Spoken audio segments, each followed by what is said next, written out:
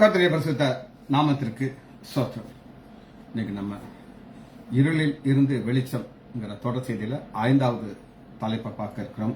From darkness to light. ஜெபத்தோடு இந்த செய்திகளே கலந்துடும். பிதாவே ஆராதிக்கின்றோம், இயேசுவே ஆர்ப்பரிக்கின்றோம், ஆவியானவரே அன்பு செய்கின்றோம், ஆவியானவரே மேல் அன்பு செய்கின்றோம், ஆராதிக்கின்றோம், ஆர்ப்பரிக்கின்றோம், அன்பு செய்கின்றோம். ஓமை ஆராதிக்கின்றோம், ஆர்ப்பரிக்கின்றோம், அன்பு செய்கின்றோம்.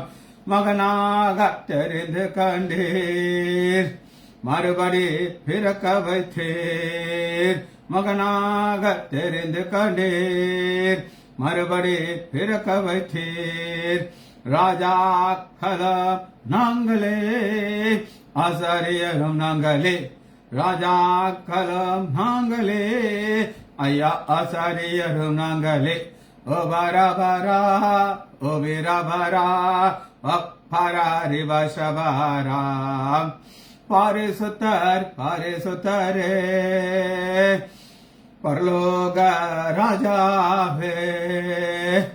பரிசுத்தர் பரிசுத்தரே, பரலோக ராஜாவே. எப்போதும் இருப்பவரே, இன்மேலும் வருபவரே. எப்போதும் இருப்பவரே, ஐயா இன்மேலும் வருபவரே. இவி இவிரா எப்பைவரா, ஓ வராரி வசபாரா. சகலமாம் படைத்தவரே, சர்வ வல்லவரே. சகலமாம் படைத்தவரே, சர்வ வல்லவரே. மகிமைக்கு பாத்திரரே, மங்காத பிரகாசமே. மகிமைக்கு பாத்திரரே, ஐயா மங்காத பிரகாசமே. இவ இவரா, இப்ப இவரா, இவரா ரகசபாரா. தோத்திரமாம் கனமாம் வாலமயா பலனாம். தோத்திரமாம் கனமாம் வாலமயா பலனாம். மாட்சிமயம் துதியாம் எப்போதும் உண்டாகட்டும். மாட்சிமயம் துதியாம் ஐயா எப்போதும் உண்டாகட்டும். இமரகரா இப்பரகரா, இக்கர ரகசபாரா. உமது வழிகளெல்லாம் அதிசய மனவைகள். உமது வழிகளெல்லாம் அதிசய மாணவைகள். உமது செயல்களெல்லாம் சத்தியமானவைகள். உமது செயல்களெல்லாம் சத்திய மாணவைகள். இயேசுவின் நாமத்தினாலே ஜெபங்கள் பிதாவே, ஆமென். கர்த்தருடைய பரிசுத்த நாமத்திற்கு ஸ்தோத்திரம். Maria sister praise Lord, Balasundari praise Lord, Leela Ammal praise Lord, Kavitha sister praise Lord, Nagarathnam Ammal praise Lord, Janaki Ammal praise Lord. ஒரு தொடர் செய்தியை தியானித்துக் கொண்டிருக்கிறோம். இருளில் இருந்து பிரகாசிக்க பண்ணுகிற தேவன். மனிதர்களால் என்ன செய்ய முடியும் அப்படின்னு கேட்டீங்கன்னா, ஒரு இருளை வெளிச்சமாக மாற்ற முடியும். ஒரு இடத்துல இருள் இருக்கு, அதை வெளிச்சமாக மாற்ற முடியும். அல்லது ஒரு வெளிச்சத்தை இருளாக மாற்ற முடியும். இது மனிதர்களால் கூடும். ஆனால் தேவனால் என்ன கூடும் அப்படின்னு நீங்க கேட்டீங்கன்னா, இருளில் இருந்து வெளிச்சத்தை பிரகாசிக்க பண்ணுகிற தேவன். இருளில் இருந்து, அதாவது எங்க இருள் இருக்கோ அந்த இடத்துல இருந்து வெளிச்சத்தை பண்ணுறோம். 4 தலைப்புகளை பார்த்தோம். முதல்ல நம்ம ஒன்று பார்த்தோம், அது நெருக்கம்ங்கிற ஒரு இருள். எது முற்றுகை போட்டுட்டோம், அதுவரை இருள்லாம் என்னன்னே தெரியாது, சந்தோஷமா இருந்தோம். அப்படி ஒரு இருளை நம்ம பார்த்தோம். 2வது மனதை குருடாக்குகிற ஒரு இருள். மனதை குருடாக்கி ஒரு இருளை உண்டாக்கி அந்த இருட்டில இருந்து அந்த வெளிச்சத்தை கொண்டு வந்தார். அடுத்து 3வது மனதில் பயம் என்கிற ஒரு இருள். ஒரு பயம் வந்துருச்சு, இந்த பயம் ஒரு இருளாக மாறிச்சு நம்ம தியானிச்சோம். அடுத்து வலி அறியாத இருள். 3 ராஜாக்கள் இருக்கா, எங்க போன தெரியல, அப்படி ஒரு இருள். இப்ப நம்ம பார்க்க போற இருள் என்னன்னா வெறுமை. இந்த இருள் பேரு வெறுமை. முதல்ல இந்த செய்திக்கு ஆதாரமான வசனத்தை முதல்ல நான் உங்களுக்கு காட்டுறேன். அது என்ன அப்படின்னு கேட்டீங்கன்னா 2 ராஜாக்கள் 7வது அதிகாரம் முதல் வசனத்துல நான் பார்க்கிறோம்.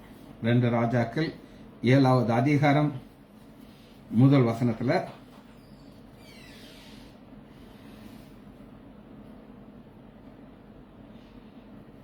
இருள் என்ன அப்படின்னு கேட்டீங்கன்னா,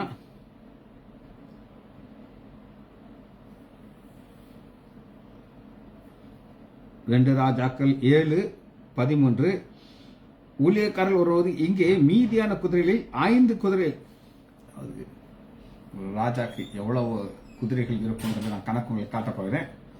ஆனா ஒரு ராஜாக்கு இருக்கிறது 5 குதிரை தான்.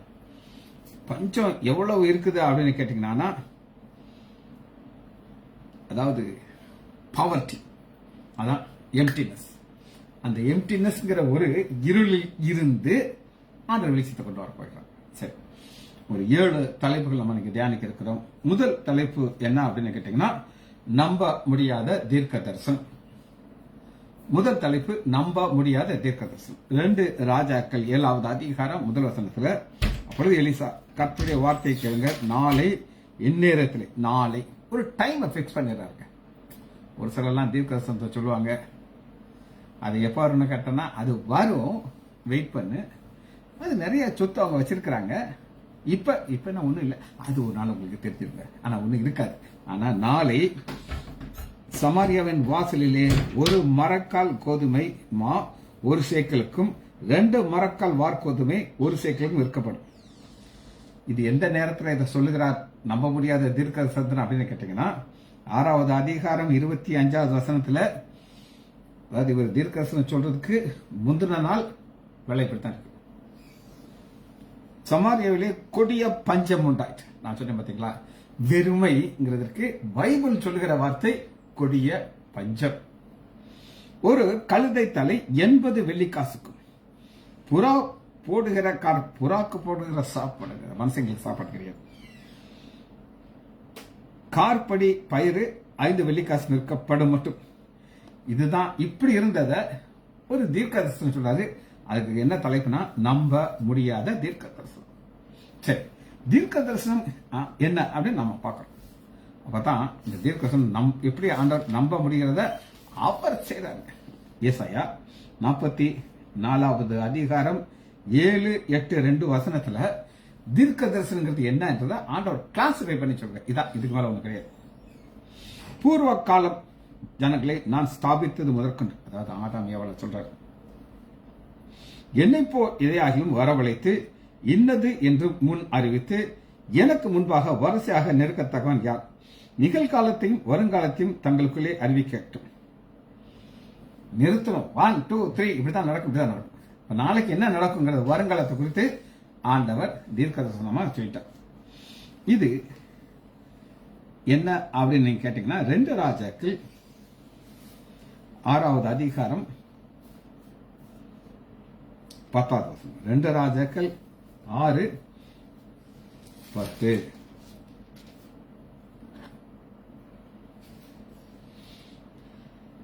இந்த தீர்க்க தரிசனம் இந்த ராஜாக்கு புதுசு கிடையாது.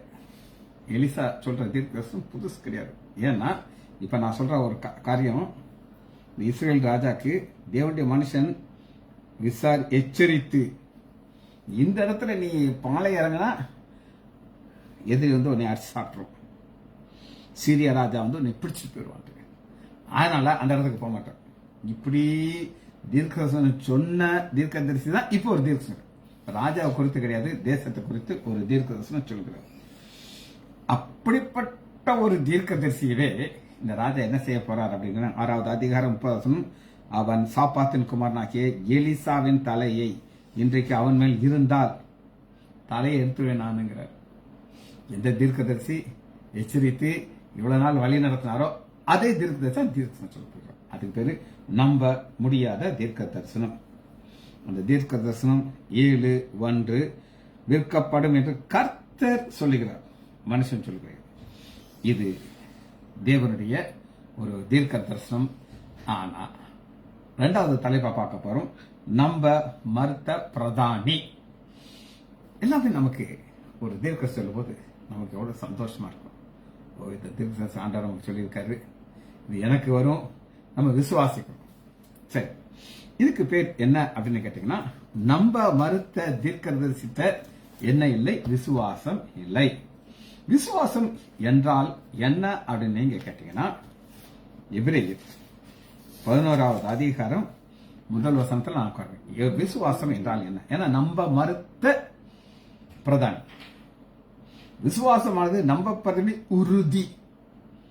தீர்க்கதரிசி ஆண்டவர் சொல்றேன் என்ன சொல்லிட்டாரு, நான் அந்த உறுதியா நம்புறேன். அவன் என்ன சொல்றான் அப்படின்னு கேட்டு முதல் வாசிக்கிறேன். 7:2 ராஜாக்கள் இதை கையில வச்சுக்கோங்க. அப்பொழுது ராஜாவுக்கு கைலாகு கொடுக்கிற பிரதானி ஒருவன், தேவனுடைய மனுஷனுக்கு புரியுது, கைலாகு கொடுக்கிற பிரதானி. நான் ஒரு பாஸ்டர் சைட் கிக் அப்படிங்கிறார், ஜால்ரா ஜிங் சாக் அப்படின்னு அவன் கூட வந்துட்டு ராஜாவை அப்படி புகழ்ந்து பாடிக்கிட்டே இருப்பாங்க. இவங்கதான் சைட் கிக், கைலாகு.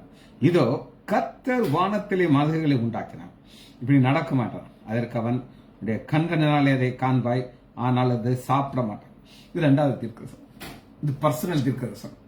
முதல் சொன்ன தீர்க்கதரிசனம் தேசத்திற்கு, நீ வாயிலிருந்து நம்ப மறுக்க. ஏன் இதை நம்பணும் அப்படின்னு கேட்டீங்கன்னா, எபிரேயர் 11வது அதிகாரம் 6வது. ஏன் இதை நம்ம நம்பணும்?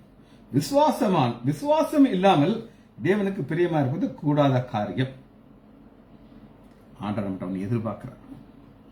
பவுல் சொல்கிறார், நான் விசுவாசிக்கிறது இன்னார் என்று நான் அறிவேன். Personal knowledge. அவரிடத்தில் நான் ஒப்பு கொடுத்ததை அந்நாள் வரை அவர் காக்க வல்லவராக்கிறார். ஒப்பு கொடுத்தது எதெல்லாம் ஒப்பு கொடுக்குறீங்களா, அந்நாள் வரை அவர் காக்க வல்லவராக்கிறார். இது பவுலுக்கு இருக்கிற விசுவாசம். அந்த விசுவாசத்தை தான் நம்ம பார்க்கிறோம். விசுவாசம் இல்லாமல் தேவனுக்கு பிரியமா இருப்பது கூடாத காரியம். ஏனென்றால் தேவனிடத்திலே சேருகிறன் அவர் உண்டு என்றும் அவர் தம்மை தேடுவதற்கு பலன் அளிக்கிறோம் என்று விசுவாசிக்க வேண்டும். ஆனா இவன் விசுவாசிக்கல, இவன் முடிவை நம்ம பார்க்க போயிடும். சரி, இந்த முடிவு எங்க இருக்குன்னு கேட்டீங்கன்னா, 2 ராஜாக்கள் 7வது அதிகாரம் 20வது வசனத்துல, இந்த பிரகாரமாக அவனுக்கு நடந்தது. ஒலிவ முக வாசலிலே ஜனங்கள் அவனை நெருக்கி விதித்ததுனாலே அவன் செத்து போனான்.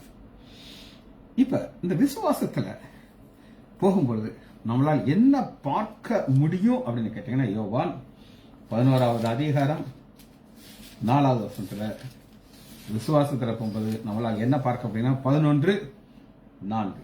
யோவான் 11:4. தேவனுடைய மகிமை விளங்கும்படியாக, தேவனுடைய மகிமை விளங்குறதான் அந்த ஒரு பாதையை வச்சிருக்கிறார். அந்த பாதையில நம்மளால புரிந்து கொள்ள முடியாது, நம்ம விசுவாசிக்கணும். சரி, 2 தலைப்புகள் சொல்லிட்டேன். 3வது நம்ம பார்க்க போறோம், நம்ப முடியாத சுவிசேஷர்கள். நம்ம சுவிசேஷர்கள்லாம் நீங்க பாத்தீங்கன்னா பெரிய கட் அவுட் வச்சிருப்பாங்க, அவங்க ஒரு பெரிய ஒரு ட்ரெஸ் போட்டிருப்பாங்க, செயின், அந்த சூட் வீட்டு போட்டுட்டு அவங்க நடந்து வர ஸ்டைல பாத்தீங்கன்னா ஏதோ வானத்திலிருந்து வந்து தேவதூதர்கள் போல அவங்க இருப்பாங்க. அந்த கட் அவுட்ல பல கலர்கள் இருக்கணும், இவ்வளவு உயரம் இருக்கணும் சொல்லி அவங்க பிக்ஸ் பண்ணிடுவாங்க. இவங்க தான் சுவிசேஷர்கள், இன்னைக்கு உள்ள சுவிசேஷர்கள். ஆனா நம்மளால நம்ப முடியாத சுவிசேஷர்கள் ஆண்டவர் எழுப்புறார். அது யாருன்னு கேட்டீங்கன்னா, 2 ராஜாக்கள் 7வது அதிகாரம் 9வது வசனம். அது குஷ்டரோகிகள். ஆண்டவர் குஷ்டரோகிகள் எழுப்பி அவங்க என்ன சொல்லுகிறார்கள் அப்படின்னா, பின்பு அவர்கள் ஒருவரை ஒருவர் நோக்கி, நாம் செய்வது சரியில்லை, இந்த நாள் நற்செய்தி அறிவிக்கும் நாள். Good news. 4 பேர் வர்றாங்க. குட் நியூஸ் சொல்றது யாருன்னா, நம்ப முடியாத, நம்மளால நம்ப முடியாது. நமக்கு பந்தாவா இருக்கிறவங்களை நமக்கு பிடிக்கும், தெரியும், அவங்களால வணக்கம் வைப்போம். ஆனா இவங்க நற்செய்திகளை சொல்றாங்க. லூக்கா 4வது அதிகாரம் 26வது வசனம். ஆண்டவர் குஷ்டரோகிகளை குறித்து ஒரு காரியத்தை சொல்றார். ஆண்டவர் குஷ்டரோகிகளை குறித்து என்ன சொல்கிறார் அப்படின்னு கேட்டீங்கன்னா, லூக்கா 4:26-27. ஆயிலும் எலியா சீதோன் நாட்டில் உள்ள விதவையில் அனுப்பப்பட்டார். அல்லாமல் எலிசா, இந்த எலிசா 95.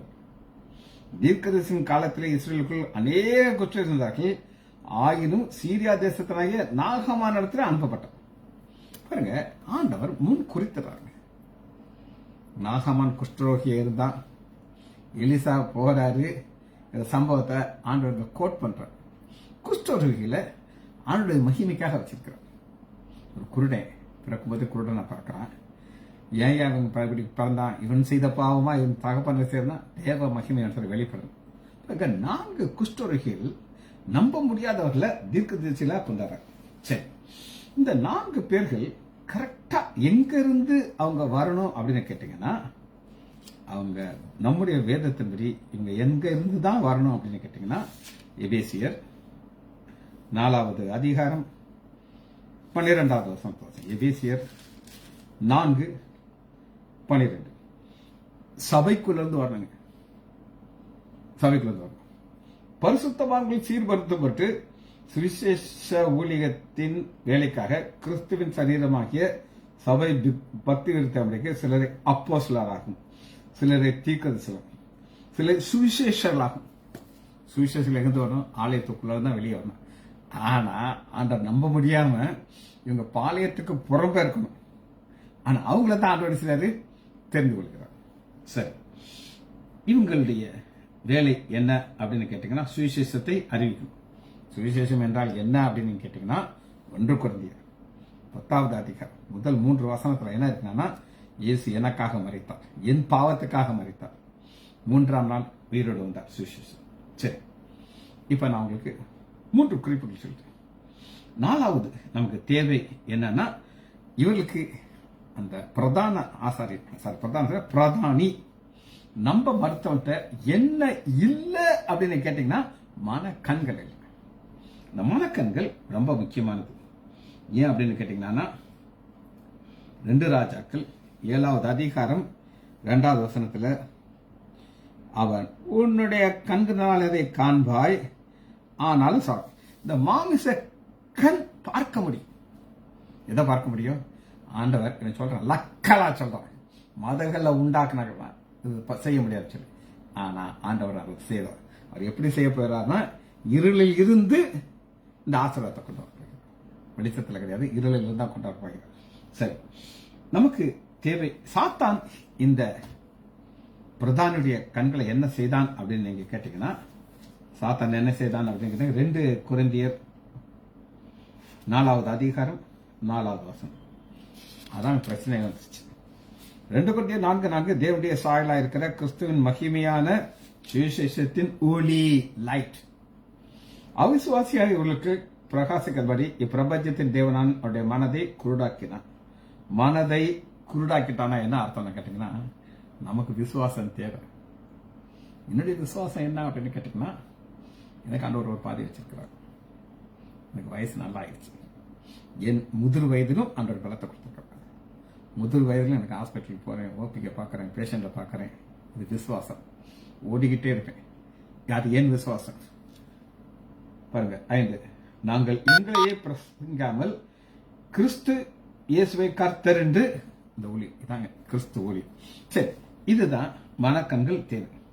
இந்த மனக்கண்களுக்காக பவுல் ஒரு ஜெபத்தை போட்டுட்டாங்க.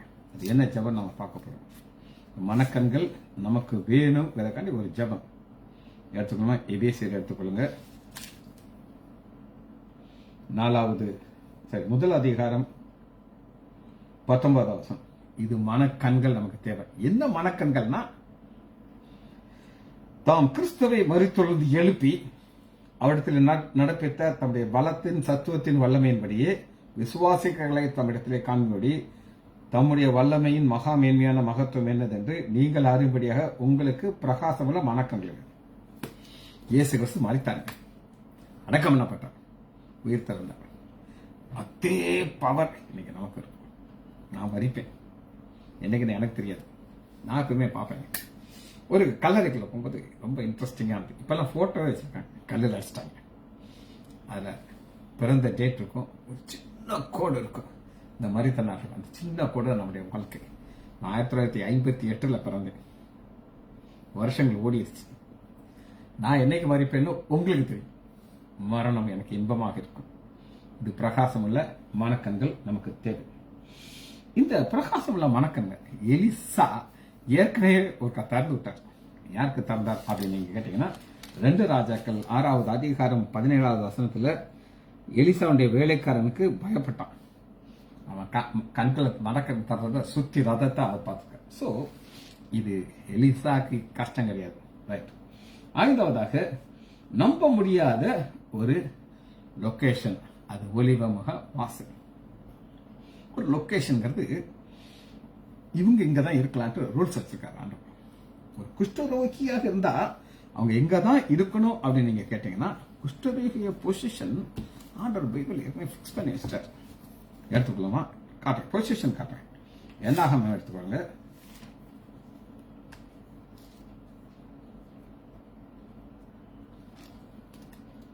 பன்னிரெண்டாவது அதிகாரம். மோசையுடைய அக்கா மிரியாமுக்கு குஷ்டரோகம் வந்துருச்சு தேவ கோபத்தினால. அதனால அவ எங்க தான் இருக்கலாம்னு கேட்டீங்கன்னா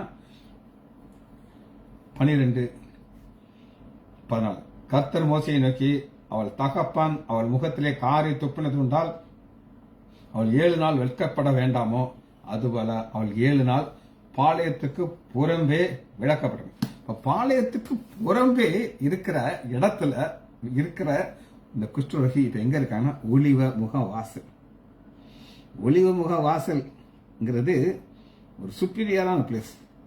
2 ராஜாக்கள் 7வது அதிகாரம். குஷ்டரோகிகளாக 4 பேர் ஒலிவ முக வாசல் இருந்தார்கள். இதுதான் நம்ப முடியாத லொகேஷன்.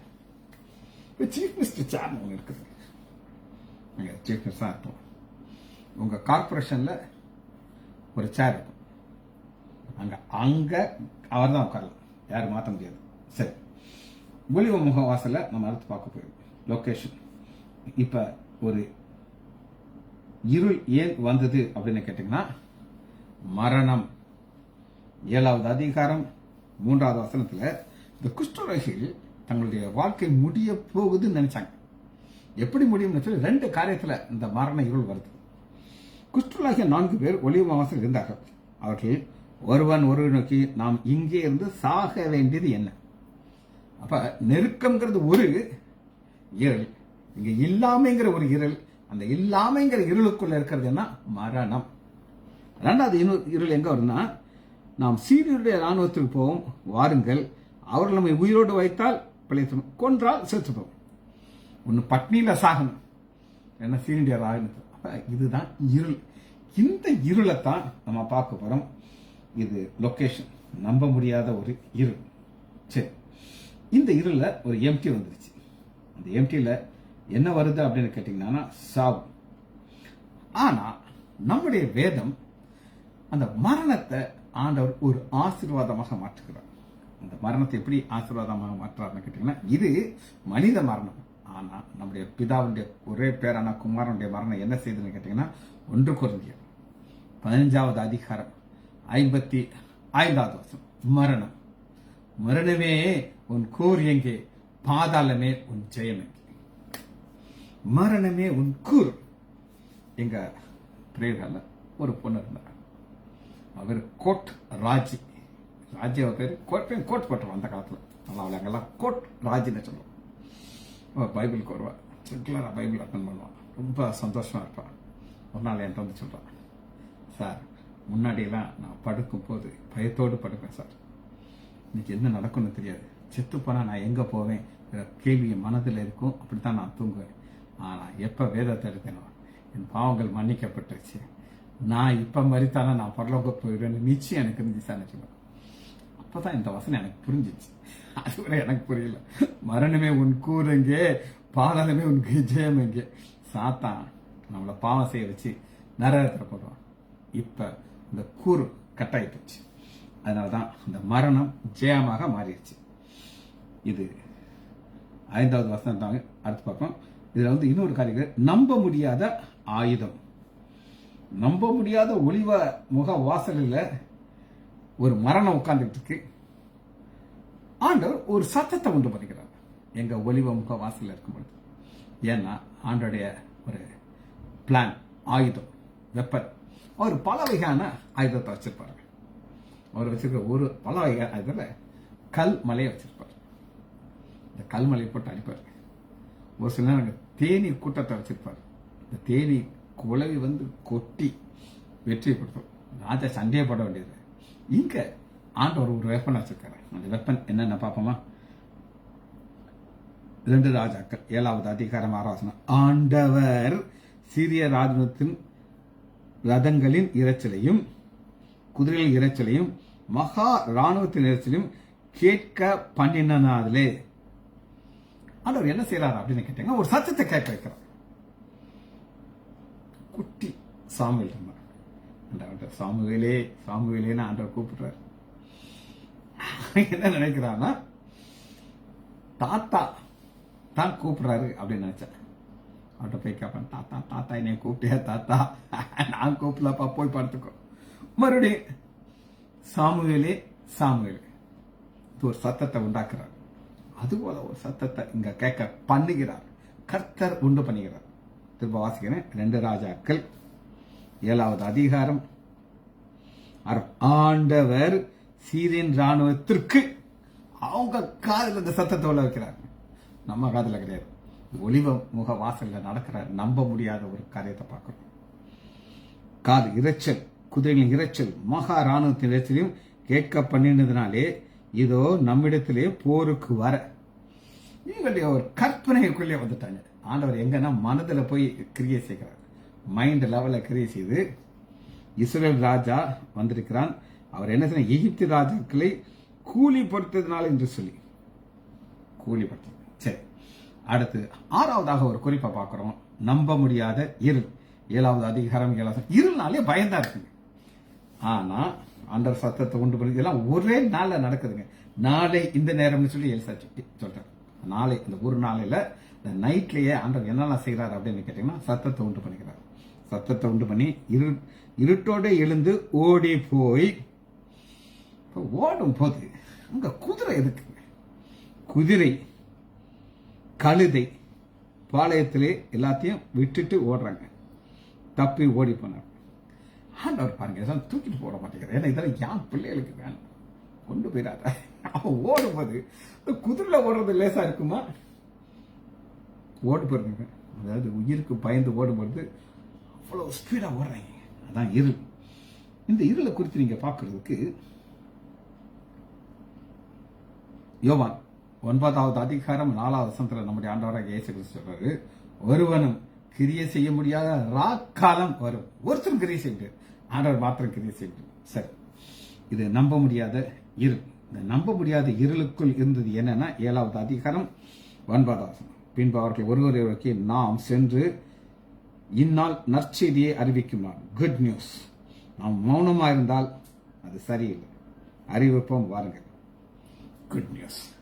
அன்னைக்கு ஆடுகளை மேய்த்து கொண்டிருக்கிற மேய்ப்பருக்கு அந்த குட் நியூஸ் வந்துச்சு. அவங்க போய் அறிவிக்கிறாங்க மந்தி மேய்க்கிறவர்களுக்கு. இங்க குஷ்டம் எப்பவுமே ஆண்டவர் பார்த்தீங்கன்னா அந்த லோ லெவல் பீப்புள், நம்மளால அவங்கள அக்செப்ட் பண்ண முடியாது. அப்படிப்பட்டவங்கிறது தான் குட் நியூஸ் வருது. குட் நியூஸ் வந்து என்ன சொல்லுது அப்படின்னு கேட்டீங்கன்னா, நம்முடைய குட் நியூஸ் என்ன அப்படின்னு கேட்டீங்கன்னா, அது என்னன்னு உங்களுக்கு காட்டு. குட் நியூஸ் என்ன நற்செய்தி. பவுல் இதை மிக அருமையாக கலாத்தியர்கள் சொல்றாங்க.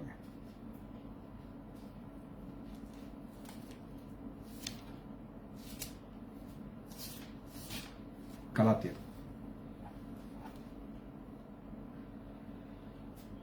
1வது அதிகாரம் 6வது வசனம்.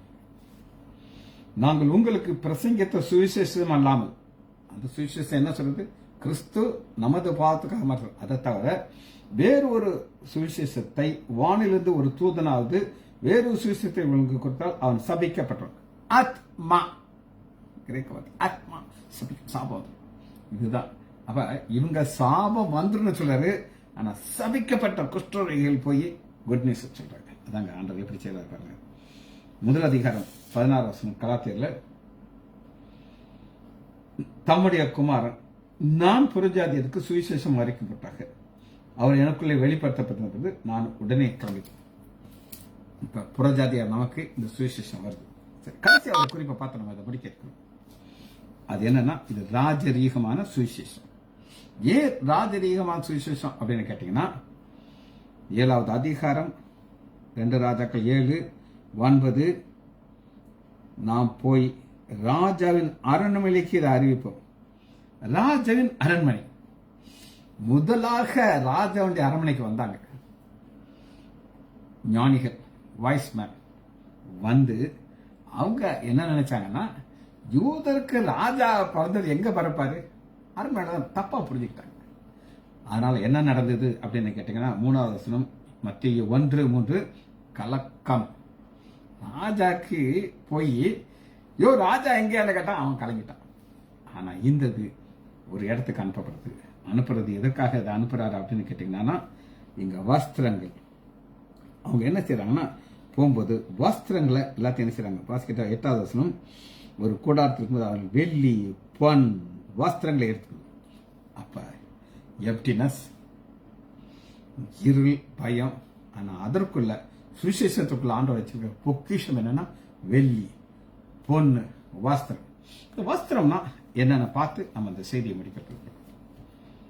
மத்தேயு 22வது அதிகாரம், ரட்சிப்பின் வஸ்திரம் 22:11.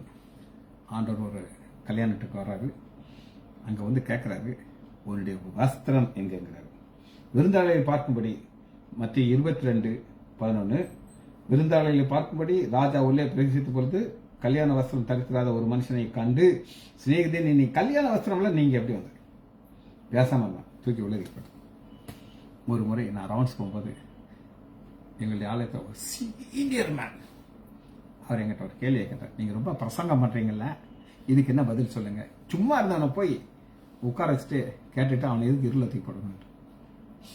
நான் கேட்டேன், நீங்க எத்தனை வருஷமா ஆலயத்துக்கு பிறந்ததுலேயே நான் வந்துட்டு இருக்கேன், இப்போ எனக்கு 70 வயசு சொன்னார். அப்ப நீங்க எத்தனை பிரசங்கம் கேட்டிருப்பீங்கன்னு கேட்டேன். கணக்கே சொல்ல முடியாது. இன்னும் நீங்க ரட்சிக்கப்படவில்லை. அப்புறம் உங்களை எங்க தூக்கி போடணும் அப்படின்னு கேட்டேன். புரிஞ்சுக்கிட்டாரு, புரிஞ்சுக்கிடுச்சு, வசனம் அர்த்தம் புரிஞ்சுக்கிடுச்சு. கல்யாண வஸ்திரம் ரட்சிப்பின் வஸ்திரம் இல்லையா, உள்ள தூக்கி போட்டு. கடைசியாக தீர்க்க தரிசனம் நிறைவேறும். எப்படி நிறைவேறுனா 7வது அதிகாரம் 20வது வசனம், அந்த பிரகாரமாகவே அவனுக்கு நடந்தது. ஒளிமுக ஜனங்கள் அவனை நெருக்கி மிதித்தனாலே அவன் பார்த்தாலும் அவனால் அனுபவிக்க முடியாது. காரணம் விசுவாசம் இல்லை. ஜபிச்சபடிப்போமா. மகா இரக்கமும் கருமையல்ல பிதாவே துதிக்கிறோம் ஐயா. இருளில் இருந்து பிரகாசிக்க பண்ணுகிற தேவன் 5வது தலைப்பை நாங்கள் தியானித்தோம் ஐயா. பிள்ளைகள் ஒவ்வொருவரையும் குறிப்பாக ஒரு புதிய ஒரு வக்கீலை நான் பார்க்க முடிகிறது. ஆண்டவராகிய இயேசு கிறிஸ்துவின் நாமத்தினாலே ஆசீர்வதிக்கிறேன். பிள்ளைகள் ஒவ்வொருவரையும் என் ஆண்டவராகிய இயேசு கிறிஸ்துவின் கரம், கிருபையின் கரம் கூட இருந்து காக்கிறதுக்காக நன்றி வச்சார். இயேசுவின் நாமத்தினால் ஜெபங்கள் பிதாவே. ஆமேன், ஆமேன், ஆமேன்.